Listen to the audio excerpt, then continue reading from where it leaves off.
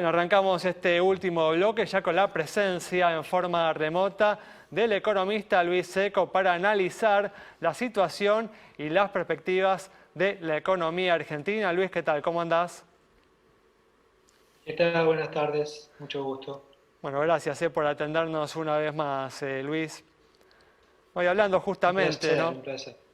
Hablando del panorama, de la situación y las perspectivas de la economía argentina, ¿cómo estás viendo, no, que está trabajando el gobierno, las condiciones que está generando para que una vez que pase la pandemia, la Argentina pueda volver a crecer? Bueno, ese es un discurso, digamos, reiterado de parte de todos los funcionarios y gobernantes del mundo, ¿no? Que todo lo que se hace durante la pandemia, las políticas de compensación, la política de estímulo fiscal y monetario, deberían servir para que las economías se recuperen más rápido. Lo que pasa en Argentina es un poco distinto porque hay muchos que nos preguntamos si eso es realmente así, si las políticas que se han adoptado durante la cuarentena sirven para que la economía se recupere o si no serán un obstáculo para que la economía se recupere, dada la fragilidad macro y estructural que hoy tiene la Argentina, ¿no? Te estás Entonces hay refiriendo, una duda pendiente. te estás Claro. refiriendo, Luis, al enorme déficit fiscal que se espera que cierre la economía este año, ¿no? Teniendo en cuenta, por ejemplo, que ya el gobierno presentó, ¿no? Días atrás la ampliación del presupuesto del 2020 con una previsión de déficit fiscal de más del 10% del PBI, un nivel, una magnitud comparable con años en los que se desarrollaron graves crisis económicas en la Argentina, ¿no? Sí, yo creo que es probable que ese número que está es la ampliación presupuestaria que dio a conocer esta semana el gobierno, tal vez se exceda incluso. Yo creo que el déficit primario va a ser parecido a lo que el gobierno hoy cree que es el déficit financiero, o sea, estoy hablando de una diferencia de entre 2,5 puntos y 3 puntos en mi estimación. De déficit, que el problema fundamental es que hay que financiarlo todo con emisión monetaria, el mismo proyecto oficial sostiene eso. Así que vamos camino a un desequilibrio, una inconsistencia fiscal monetaria, que es la que a muchos de nosotros nos lleva a cuestionarnos si estas políticas realmente van a ayudar a que la economía salga más rápido de la recesión, que evidentemente ya estamos en la recesión más impactante de la historia argentina, ¿no? En el pasado, Luis, en aquellos años en los que se registraron, ¿no?, niveles de déficit fiscal similares a los que se prevén para este año, hubo procesos de aceleración inflacionaria muy importantes. ¿Estás anticipando lo mismo para este 2020? Si uno mira las variables los precios que hoy están fuera del radar del gobierno y que son absolutamente libres, ya tenés reacciones importantes. El precio que más claramente se mueve libremente y rápido es el del dólar paralelo, el del dólar no oficial, por llamarlo de alguna manera, aunque es legal, como en contado con liquidación o el dólar bolsa, donde ya tuviste un salto importante en la cotización que me parece que refleja esa inconsistencia fiscal monetaria que mencionamos antes. Ahora, hacia fin de año, la mayoría de las proyecciones hablan de una aceleración inflacionaria que me parece que se puede ir materializando a medida que desaparezca, digamos, todas estas trabas a la actividad económica. Pero claro, el gobierno ha seguido la receta con la que inauguró su gestión, todos los controles de precios, los congelamientos de precios y tarifas y demás, son incluso previos a la pandemia y es de esperar que continúen incluso luego de la pandemia, aunque claro, como bien mencionabas vos, en otras experiencias históricas, incluso en las que se pretendió tapar el sol con las manos, por decir de alguna manera, esto de impedir que la emisión monetaria y la inconsistencia fiscal se reflejen en los precios con controles, durar un poco, ¿no? Por ahí un tema, disculpa, Yami, por ahí un tema, una diferencia que uno puede identificar, ¿no? Por lo menos en estos meses de la cuarentena, es que están bastante contenidos los aumentos salariales, ¿no, Luis?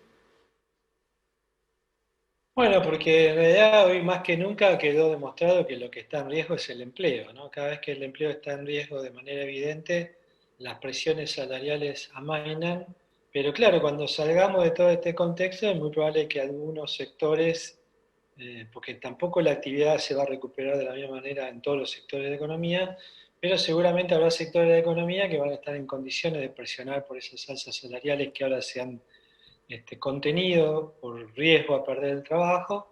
Y me parece que ahí es donde vamos a ver cómo se resuelve la típica dinámica, tipo de cambio, precios, salarios, cuando lo que está desequilibrado es la macroeconomía estatal, ¿no? O sea, todos tienen que poner algo de su lado. Es muy sencillo para el gobierno decir, bueno, esto es un problema entre los empresarios, los trabajadores, los consumidores, y en realidad el gobierno lo único que hace es seguir gastando y emitiendo. Vos fíjate que el gasto está creciendo a ritmos nunca vistos, prácticamente se duplica en tasa anual, y evidentemente esa es una variable que está fuera de todo el resto de las variables nominales de la economía, y lamentablemente la convergencia es siempre hacia arriba, nunca hacia abajo. No es que las que crecen más van hacia donde crecen las que crecen menos, sino todo lo contrario, ¿no?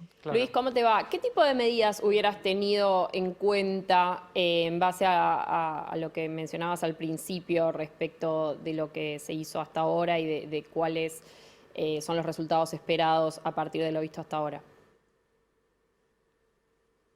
Mira, yo creo que las políticas de contención sanitaria se enfocaron demasiado exclusivamente en la disponibilidad de infraestructura sanitaria sin tener en cuenta la infraestructura económica de la Argentina. Eso ya quedó en el pasado, es un hecho, no se puede modificar, la cuarentena fue demasiado temprana y por lo tanto demasiado extendida, y por lo tanto todas las medidas estas de compensación y estímulo han tenido que aplicarse durante mucho más tiempo, y probablemente haya que seguir aplicándolas más adelante porque son todas de muy difícil de discontinuar. Ahora, me parece que el gran problema es que se está haciendo todo eso en el marco, en la ausencia de un ancla de expectativas, de algo que a vos te permita decir, bueno, cuando pase todo esto, este es el modelo, estas son las políticas, este es el programa, estos son los objetivos de ese programa, y es ahí donde estamos todos perdidos en cuanto a qué es lo que viene por delante, ¿no? Entonces es muy difícil, por ejemplo, cuando uno habla de inversión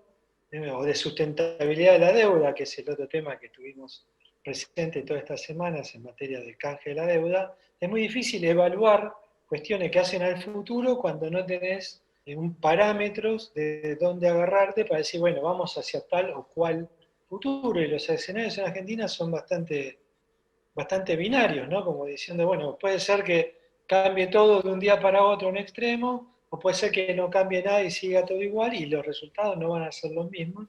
Y me parece que mientras tanto tenés un gobierno que tiene una agenda de algunas cuestiones, como por ejemplo la reforma judicial, que evidentemente agregan riesgo, ruido, digamos, a esa formulación de expectativas, Y ¿no? en este marco, ¿qué opinas del tema de Sur?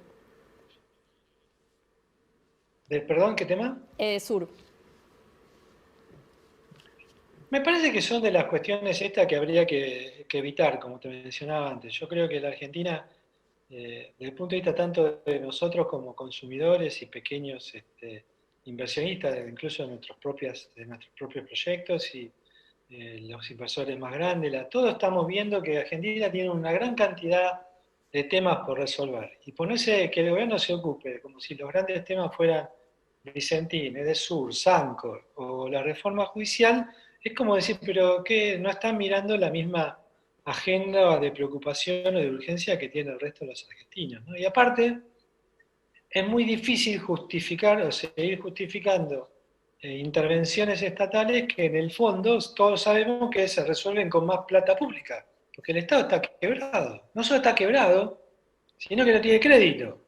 Fíjate vos que es consenso casi unánime de todos, es que el canje de la deuda, un canje exitoso que saque a Argentina del actual default, te ayuda, obviamente, porque te evita problemas mayores, pero no te da crédito, no te da fácil acceso o vuelta de crédito rápido, ¿no? Claro. Entonces, me parece que acá está claro que hay como dos realidades o dos agendas de prioridades tal vez muy diferentes entre las que aborda el gobierno o la clase dirigente política en general, vos mencionabas el tema del sur, y la agenda que tiene la clase empresaria y los agentes del mercado y buena parte de los consumidores, que lo que pretendemos es tener un mínimo de noción hacia dónde va este país, más allá de los 20, 40, 60 o 120 días de cuarentena que tengamos por delante.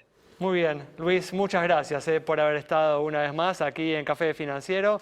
Cerramos entonces el programa de hoy con el análisis del economista Luis Seco sobre la importancia de fijar un panorama, lineamientos en relación a cuestiones centrales como el déficit fiscal, como la inflación y demás cuestiones para que la Argentina pueda volver al crecimiento luego de la pandemia.